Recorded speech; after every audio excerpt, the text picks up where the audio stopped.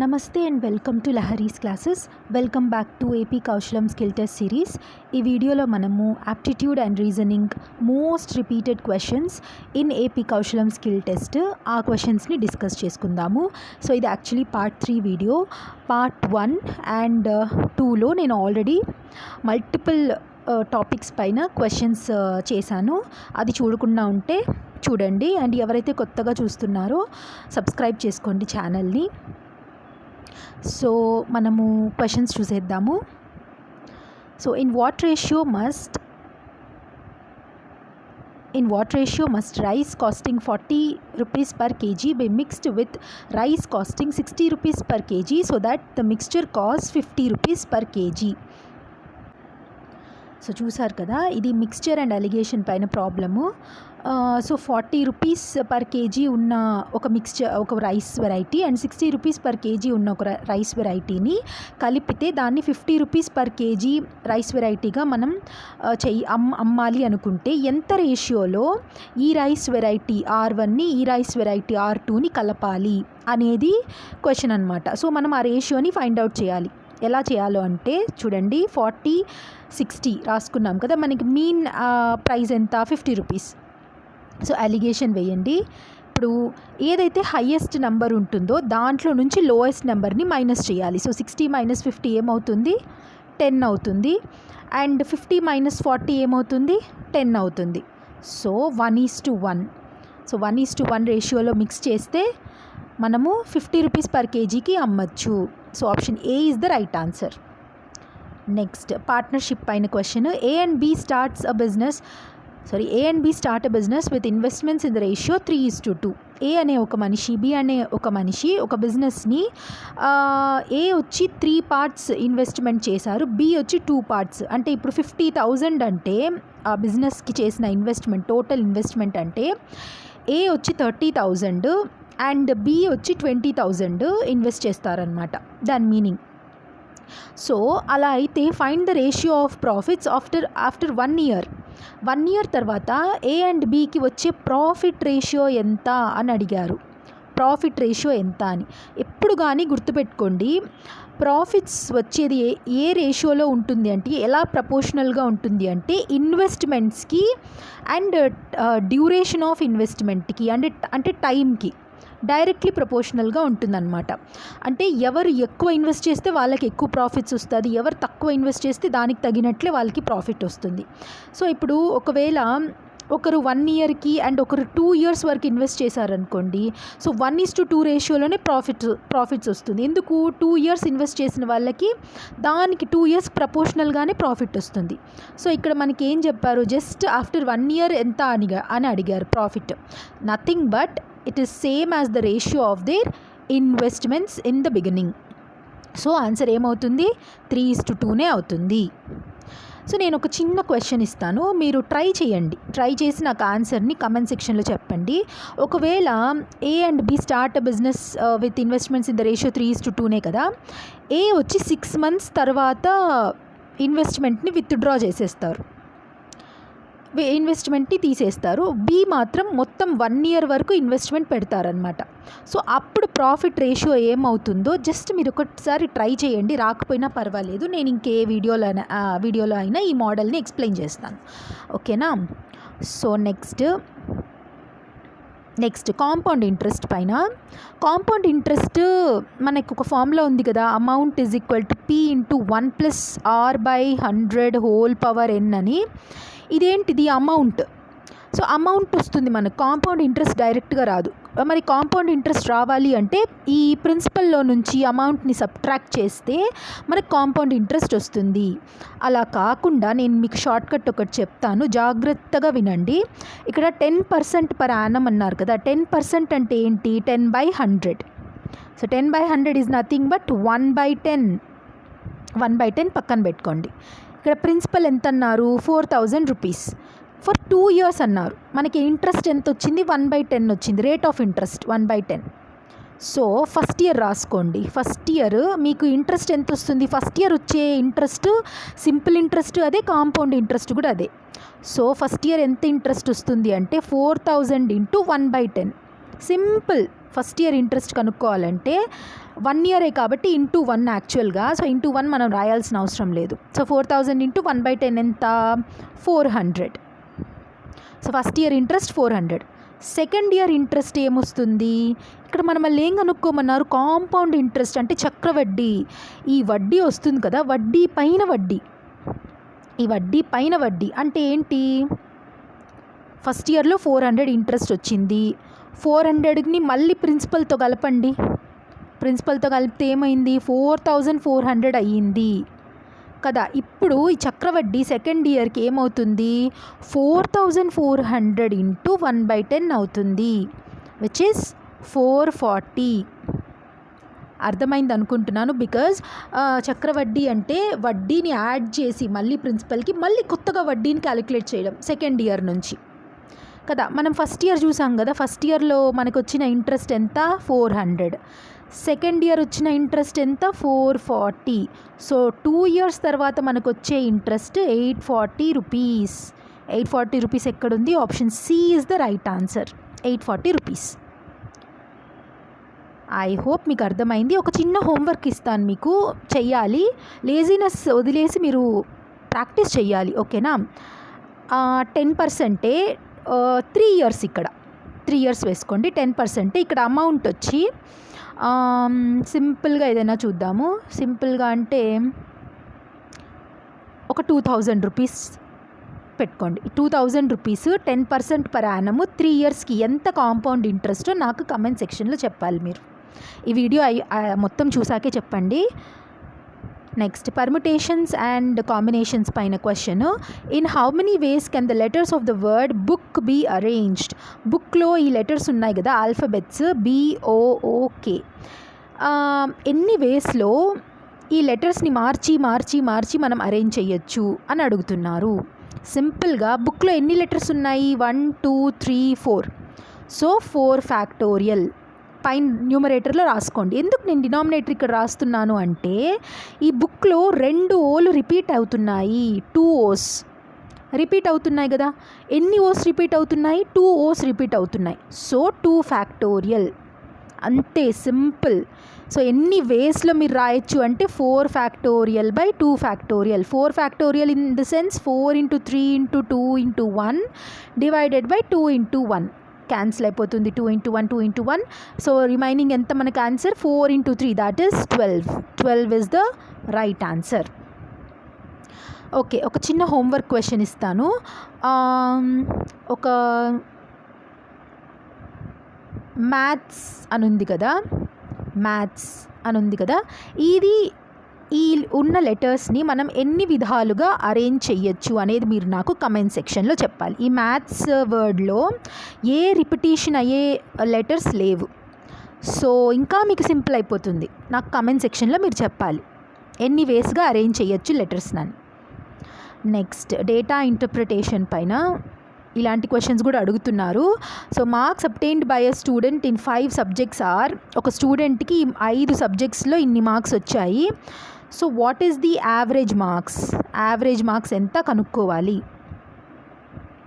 Simple, ఇక్కడ చూడండి, 70 ఒక మొత్తం యాడ్ చేయాలి అండ్ డివైడెడ్ బై, మొత్తం యాడ్ చేశాక divided by number of subjects 1 2 3 4 5 అంతే, డివైడెడ్ బై 5 వేయాలి. 5 + 5 10, 8 + 1 9, 9 + 6 15, 15 + 7 22, 22 + 6 28, 28 + 7 35 అంటే 350. 350 డివైడెడ్ బై ఎన్ని సబ్జెక్ట్స్ టోటల్? కింద డినామినేటర్లో ఏముండాలి? టోటల్ సబ్జెక్ట్స్ కౌంట్ ఉండాలి, 1 2 3 4 5. So divided by 5, 5 7s are 35, 0. So average ఎంత? 70 మార్క్స్. నెక్స్ట్, డైరెక్షన్స్ పైన. A person walks 15 meters south. ఇక్కడ ఒక పర్సన్ ఉన్నారు, సౌత్లో 15 మీటర్స్ వెళ్తారు and then turns left and walks 10 meters and then turns left and walks 10 meters. ఇలా సౌత్లో ఉన్నారు అంటే లెఫ్ట్ ఏమవుతుంది? ఇది అవుతుంది లెఫ్ట్. నార్త్లో ఉంటే ఒకటి గుర్తుపెట్టుకోండి, నార్త్ సైడ్ తిరుక్కొని ఉన్నారు అంటే మనకి ఏది లెఫ్టో మనకి ఏది రైటో అదే వాళ్ళకి కూడా రైట్ లెఫ్ట్. సౌత్లో ఉంటే రైట్ ఆపోజిట్, మనకి ఏది రైట్ అయితే అది లెఫ్ట్ అవుతుంది, ఏది లెఫ్ట్ అయితే అది రైట్ అవుతుంది. ఓకే, సో చూడండి మళ్ళీ సౌత్ 15 meters వచ్చాక turns left and walks 10 meters. So left turn అయి 10 meters వెళ్తారు. He then turns left again and walks 15 meters. తర్వాత మళ్ళీ ఇటు సైడ్ నుంచి లెఫ్ట్ ఏమవుతుంది, ఇది అవుతుంది కదా, ఆయనకి లెఫ్ట్ ఇక్కడ ఇది అవుతుంది. సో ఎంత 15 meters వాక్ చేస్తారు. ఈ డిస్టెన్స్ సేమ్. సో ఆబ్వియస్గా ఈ డిస్టెన్స్ ఎంత 10 meters అవుతుంది. డిస్టెన్స్ ఏమో వచ్చేసింది మనకు, కానీ ఈస్టా వెస్టా ఇక్కడ ఉన్నారు. స్టార్టింగ్ పాయింట్ నుంచి కనుక్కోమన్నారు. ఇది స్టార్టింగ్ పాయింట్, ఇది ఎండింగ్ పాయింట్. సో ఈ పక్క చూస్తూ ఉండాలి. ఎండ్ నుంచి స్టార్ట్ అంటే ఈ పక్క చూడాలి. సో ఇది ఏ డైరెక్షన్, వెస్ట్ అవుతుంది. So 10 meters west is the right answer. How far is he from the starting point and which direction also? West. 10 meters west. Next ranking test పైన, in a class of 40 students, Ravi is ranked 9th from the top. 40 students ఉంటారు కదా, 40 studentsలో Ravi rank వచ్చి 9th. What is his rank from the bottom? కింద నుంచి rank ఎంత అన్నారు. So మనం లెక్క పెడతా కూర్చోలేం. 40 students అంటే చిన్న నెంబర్, లెక్క పెట్టుకుంటే కూడా వస్తుంది. కాకపోతే ఇక్కడ ఒక 100 150 ఇంకా ఎక్కువ స్టూడెంట్స్ ఉంటే ఎలా చేస్తారు? సో అందుకే షార్ట్ కట్ ఉంది. Nothing but 40 - 9 + 1. ఇదే Ravi rank from the bottom, కింద నుంచి. సో 40 - 9 అంటే 31 + 1. So 32 is the right answer. Option c is the right answer. సో నేను ఒక చిన్న క్వశ్చన్ ఇస్తాను, మీరు చెయ్యండి. ఒక హోంవర్క్ క్వశ్చన్. ఒక క్లాస్లో 50 members ఉన్నారు, 50 students ఉన్నారు. ఒక పర్సన్, మీ ర్యాంకే అనుకోండి, మీ ర్యాంక్ టాప్ నుంచి 3rd ర్యాంక్లో ఉంది, 3rd ర్యాంక్లో ఉన్నారు. సో బాటమ్ నుంచి ఏ ర్యాంక్ మీరు నాకు చెప్పాలి. బాటమ్ నుంచి చూస్తే మీ ర్యాంక్ ఎంత ఉంటుందో చెప్పాలి కామెంట్ సెక్షన్లో. సో నెక్స్ట్ స్టేట్మెంట్ అజంప్షన్లో ఎప్పుడు కానీ ఈ స్టేట్మెంట్ని మనం ట్రూ అనే తీసుకోవాలి. ఇక్కడ ఒకవేళ సన్ ఈజ్ ఎ ఫ్లవర్ అని ఇచ్చితే సన్ ఈజ్ అ ఫ్లవర్ అనే తీసుకోవాలి. No, sun is a star అని మనము అనుకొని మనం అజంప్షన్ని రాంగ్ అని చెప్పకూడదు. సో ఈ స్టేట్మెంట్లో అర్త్ ఈజ్ ఎ స్టార్ అని ఇచ్చినా కూడా మనం యాక్సెప్ట్ చేయాలి. సో ఈ స్టేట్మెంట్ ఏమిస్తే అది కరెక్ట్గా మనం తీసుకోవాలన్నమాట. దానికి తగినట్టు అజంప్షన్స్ ట్రూ ఆర్ ఫాల్స్ అనేది, అదే వ్యాలిడ్ ఆర్ ఇన్వాలిడ్ అనేది మనం కనుక్కొని చెప్పాలి. సో స్టేట్మెంట్లో ఏముంది? The government should ban plastic bags అని ఉంది. అంటే ఏంటి? గవర్నమెంట్ ప్లాస్టిక్ బ్యాగ్స్ని బ్యాన్ చేయాలి అని స్టేట్మెంట్. సో అజంప్షన్ దేన్ని బేస్ చేసుకొని ఈ స్టేట్మెంట్ చేశారు అంటే, plastic bags cause environmental pollution. Of course plastic bags causes environmental pollution కదా. ప్లాస్టిక్ బ్యాగ్స్ వల్ల చాలా పొల్యూషన్ ఉంటుంది, అవి భూమిలో సరిగ్గా కలవవు, దానివల్ల ఎంతో వేస్ట్ జనరేట్ అవుతుంటుంది. అది ప్రాపర్గా మన సాయిల్లో ఇంకకుండా పొల్యూషన్ని, వేస్ట్ని ఇంకా క్రియేట్ చేస్తూ ఉంటుందన్నమాట. So this is correct. Next చూడండి assumption, cloth bags are easily available అన్నారు. ఇక్కడ స్టేట్మెంట్లో జాగ్రత్తగా చూస్తే ఎక్కడ కానీ క్లాత్ బ్యాగ్స్ అనే డిస్కషనే రాలేదు కదా. ప్లాస్టిక్ బ్యాగ్స్ గురించి మాత్రమే ఉంది. క్లాత్ బ్యాగ్స్ అనేది ఉందా? లేదు. సో అజంప్షన్ మీరు ఎలా ఓన్గా అజ్యూమ్ చేసుకుంటారు? చేసుకోలేరు. సో ఆబ్వియస్గా second assumption is invalid and first assumption is valid. మీరు చెప్పొచ్చు, అవును cloth bags are easily available in the market, అందుకని నేను కరెక్ట్గా ఇది కూడా కరెక్ట్ అని పెడతాను అంటే రాంగ్. ఎందుకంటే స్టేట్మెంట్లో అసలు దీని గురించే ఏ ప్రస్తావన లేదు. సో మీ ఓన్గా ఏది ఊహించుకోకూడదు అని ఇక్కడ నేను ఒక ఎగ్జాంపుల్ లాగా ఈ క్వశ్చన్ ఇచ్చాను. ఏది స్టేట్మెంట్లో ఉంటే దాన్నే మీరు యాక్సెప్ట్ చేసుకుంటూ ఆన్సర్ చేయాలి. సో మన ఆన్సర్ ఏమవుతుంది? Valid statement only one assumption, only first assumption is valid. Next Venn diagrams పైన ఇలా కూడా ఇవ్వచ్చు. యాక్చువల్లీ ఏంటి, which diagram best represents the relationship among doctors, surgeons and humans doctors ఉంటారు, సర్జన్స్ ఉంటారు, హ్యూమన్స్. ఏ అజంప్షన్ వ్యాలిడ్ అంటున్నారు. ఇక్కడ ఈ సింబల్ ఉంది కదా, ఈ symbol is nothing but subset అని అర్థం.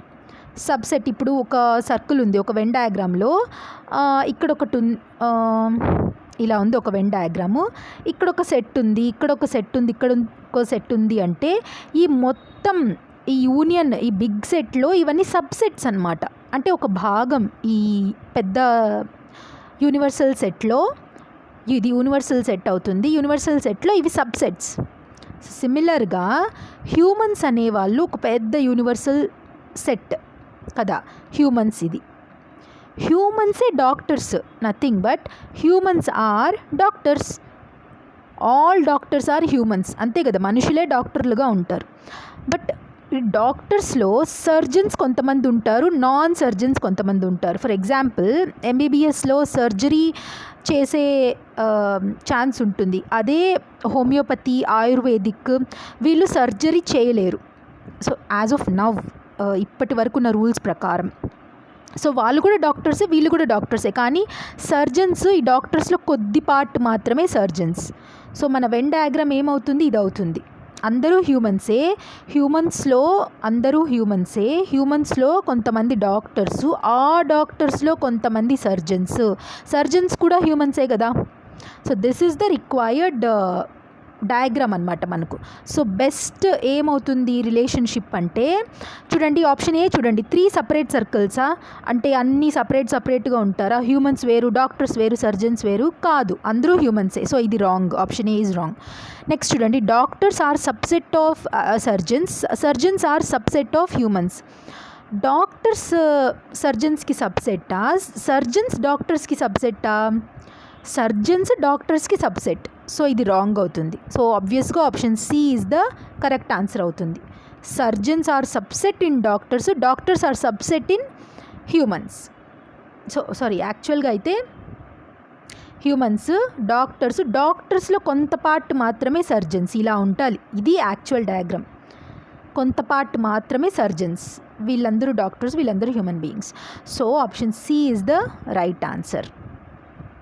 Next last question for this video చూడండి. నెక్స్ట్ టర్మ్ ఫైండ్ అవుట్ చేయాలి. ఆల్ఫబెటికల్ సిరీస్లో AZ BY CX DW తర్వాత ఏమొస్తుంది అని ఇక్కడ మనం జాగ్రత్తగా అబ్జర్వ్ చేస్తే A to B, B to C, C to D, D తర్వాత E రావాలి. సో క్వశ్చన్ మార్క్లో ఈ ఫస్ట్ లెటర్ వస్తుంది. నెక్స్ట్ ZY అంటే బ్యాక్వర్డ్స్ అవుతుంది. ABCD +1 అయ్యింది, ఇక్కడ ZY Y to X, X to W -1 అవుతుంది కదా. అంటే ఇక్కడ ఏముండాలి, UVWXYZ కదా. సో W కంటే ముందు వచ్చేది ఏంటి, V. సో ఈ V is the right answer. Option A is the right answer. So ఇది 10 క్వశ్చన్స్, 10 వెరైటీ ఆఫ్ టాపిక్స్ పైన మోస్ట్ రిపీటెడ్ అయిన క్వశ్చన్స్ అండ్ టాపిక్స్ ఇవి. ఐ హోప్ మీకు ఒక క్లారిటీ వచ్చింది అనుకుంటున్నాను. ఎక్స్ప్లెనేషన్ కనుక మీకు ఈజీగా అర్థమై ఉంటే లైక్ చేయండి డెఫినెట్గా. అండ్ ఈ లెక్చర్స్ చేయడానికి చాలా ఎఫర్ట్స్ పడుతుంది, క్వశ్చన్స్ తయారు చేసి ఎక్స్ప్లెయిన్ చేయడం అండ్ అప్లోడ్ చేసి ఇవంతా చేయడం. So please consider liking it. And A doubt ఉన్నా కూడా మీరు కామెంట్ చేయండి. I will solve your doubts. So that is it for today's video. Thank you so much for watching till the end. All the very best for your exams. God bless you all. Jai Hind.